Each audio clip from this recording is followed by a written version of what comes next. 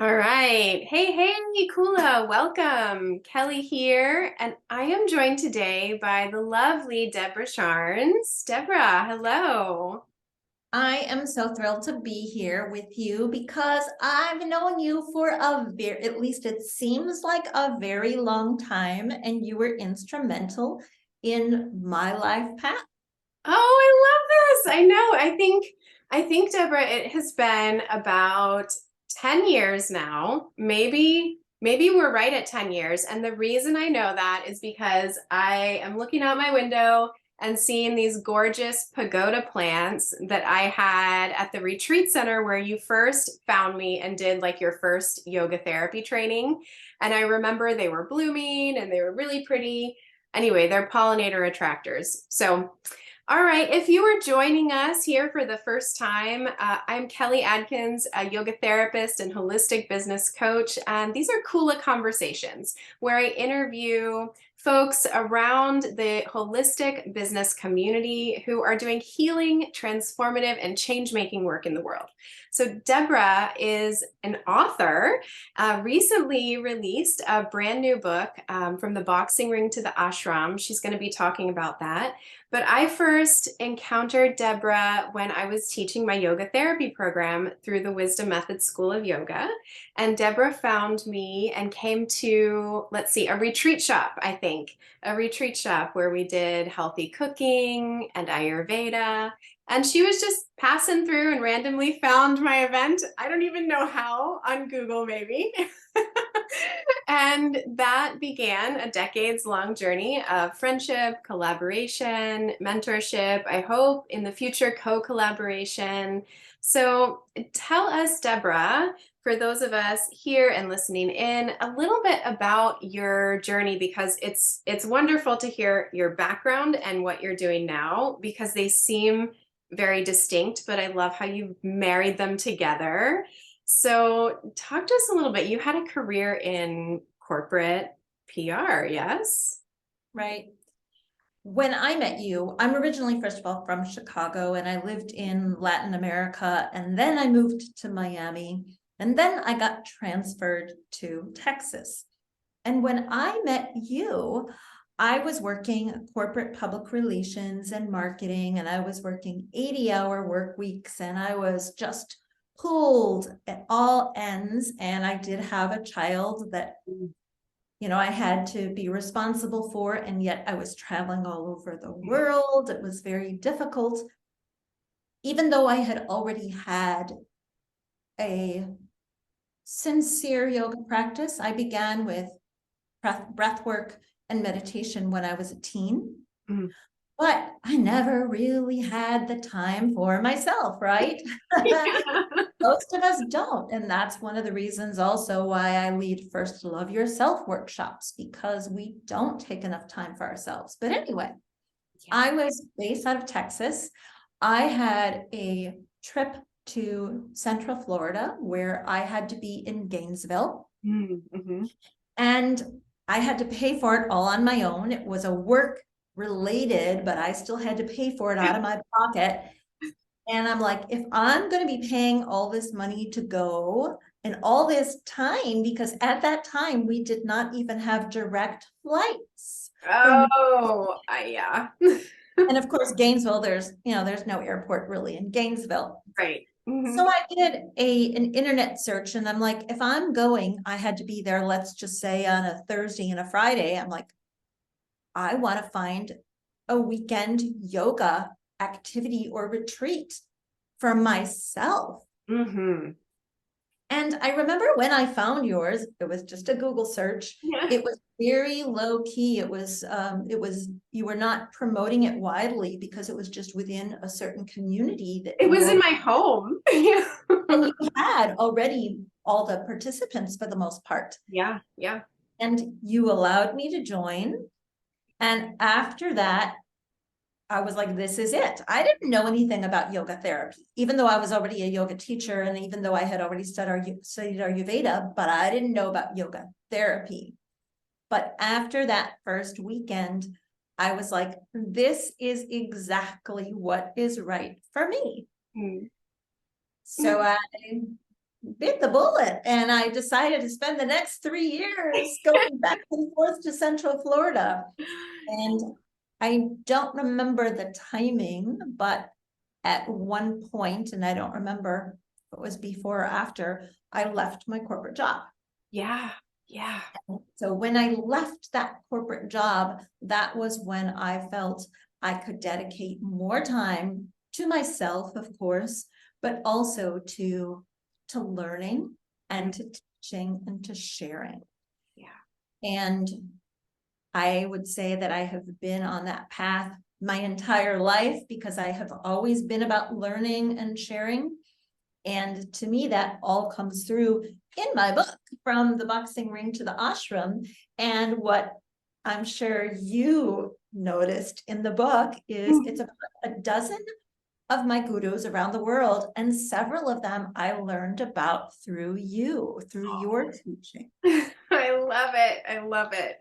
It's just such a beautiful representation of how, there's this teaching of we're all just one bead on this universal mala of teachings, and we don't know who those teachings are going to touch or how they're going to impact anyone's lives. But yes, I love obviously your story specifically because you continued on and then gave this beautiful platform to share these timeless teachings with the world. So. And I really, a lot of people talk about coincidences and that everything is for a reason. And that is what I felt about finding you. It was just dropped into my lap. And even from the geographical perspective, I had to drive from, I guess it was from the Orlando airport up to Gainesville. I had to go through where you were. The time was perfect. And everything about it, the content in you, it was exactly what I needed. Yeah. And I do also want to mention that when I first did my yoga teacher training, I did not do it with the intention of becoming a yoga teacher. Mm-hmm. And likewise, when I first started the yoga therapy training, I probably didn't really have the intention of being a therapist.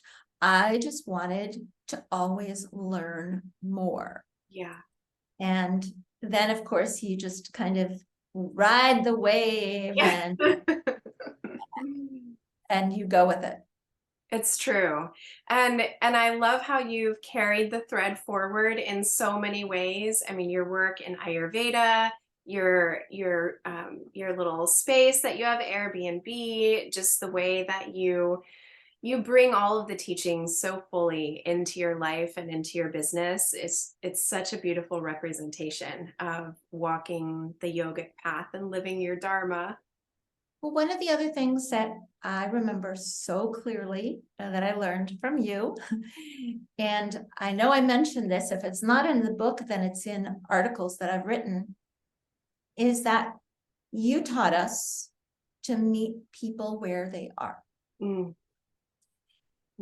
And maybe because I had been doing, breath work and meditation since I was, pretty much a kid. And I've also been vegetarian since I was a kid. Yeah. So maybe that was a little bit of a, really? Yeah. Everybody's not like me. Yeah. And that is one of the concepts that I took to heart when I wrote my book. Yeah. I actually consider my book From the Boxing Ring to the Ashram, and even the title of it, I consider it a yoga therapy in disguise book. Yeah. And I want to reach people wherever they are. I didn't want to be pegged in a hole for, oh, this is for yoga therapists, or, oh, this is for yogis, but for people from all walks of life. And I really wanted it to be accessible. Yeah. I mean accessible, I mean, one, from a financial perspective. Mm-hmm. Everything that I suggest in my book is free, with the exception of your doctor's visits, Right. and anything else that the doctor requires, such as lab results or imaging, because of course, just as you taught me, we have to make sure that we don't go beyond our boundaries, and we have to understand what the diagnosis is from the medical community before we can help people. Sure. And so everybody, of course, needs to go to their doctor, their specialists, and pay for that. But everything else that I recommend in my book is free.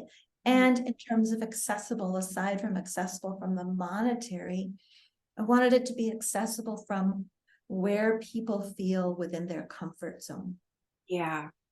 Yeah. And that's so powerful too, right? Because yes, growth happens outside of our comfort zone, but you have to be comfortable in order to even say, what about, right? So I love that you have created that container, and accessibility is such an important thing. So forgive me if you've told me this already, but do you have a translation in Spanish already, or are you working on that? Oh, what a wonderful question. You know me so well. And where's the audio book?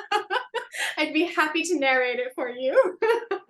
I came up with the idea for this book. First of all, I want to tell you that my Ayurvedic doctor recommended that I do every week a digital disconnect, which I remember you taught us that we should do a digital disconnect several hours before sleeping.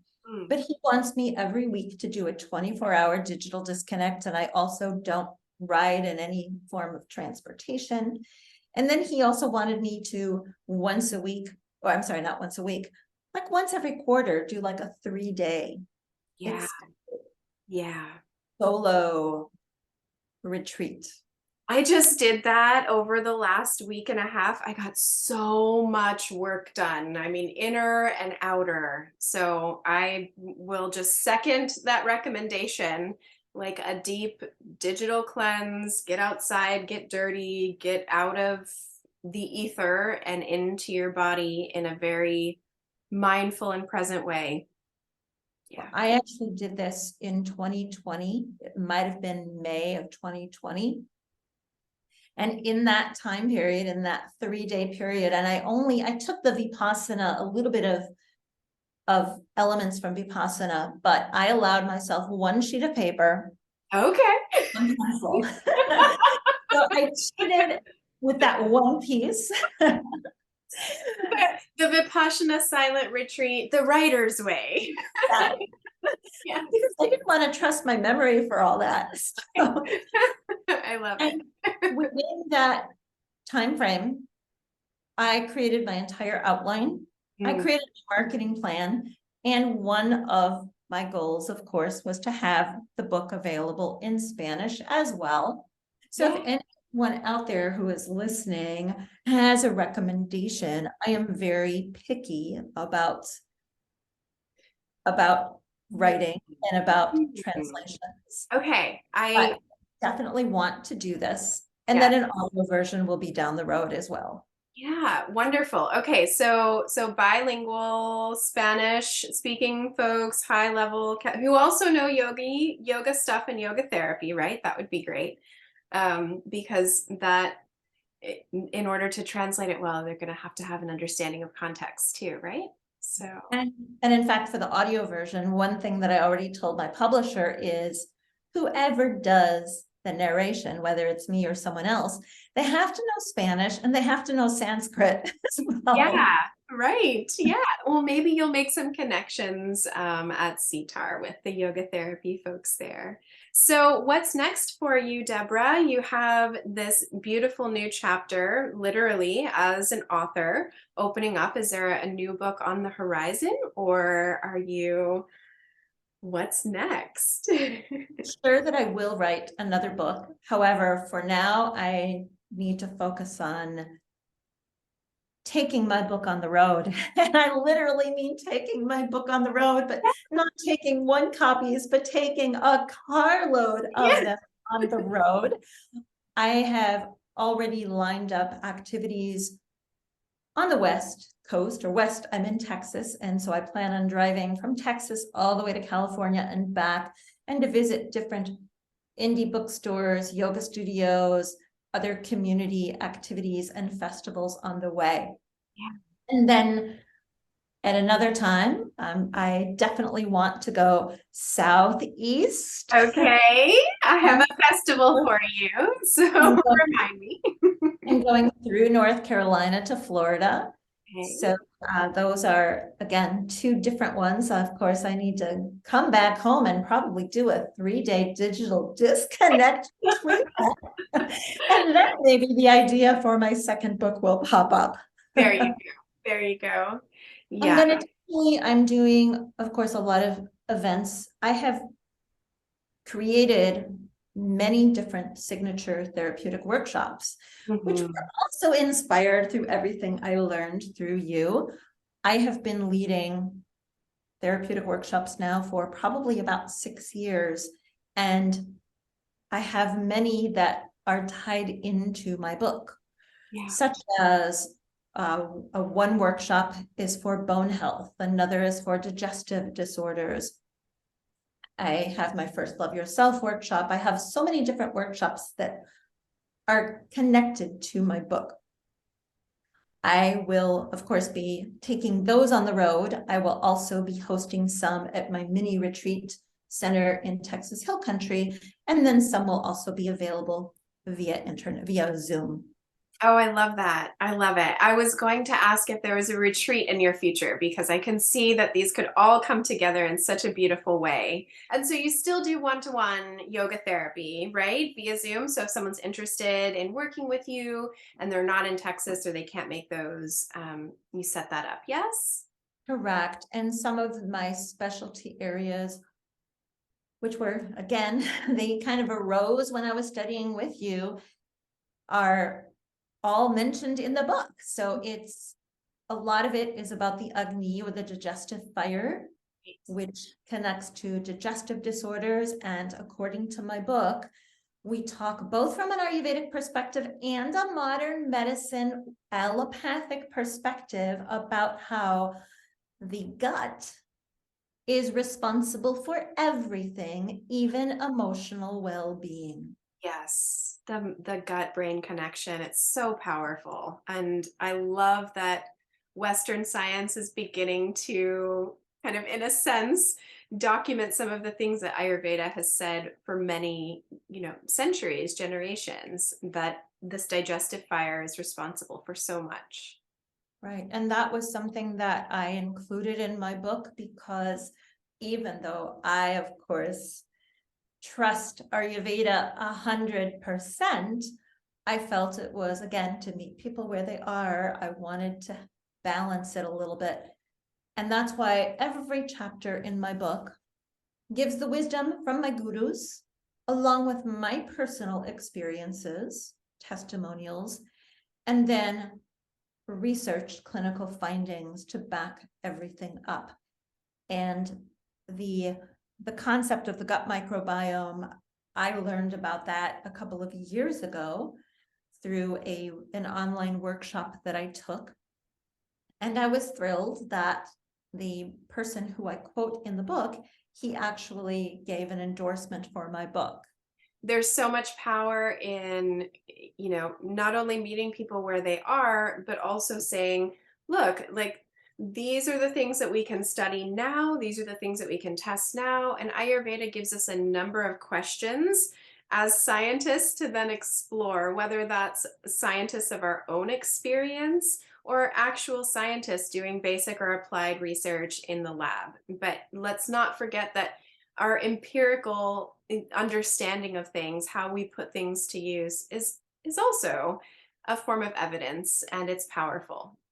And that's something that, as someone with a nutrition background in Western science, but also a student of Ayurveda, it's why I've always felt really strongly in giving people personal power by educating and giving them tools from Ayurveda. Then they can employ them in their life. If it works, wonderful.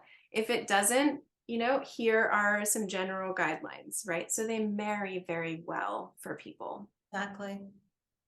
I just want to commend you because as a mother of two small ones, Travel is intense, and travel plus work plus care of little ones is, so kudos to you for making it happen.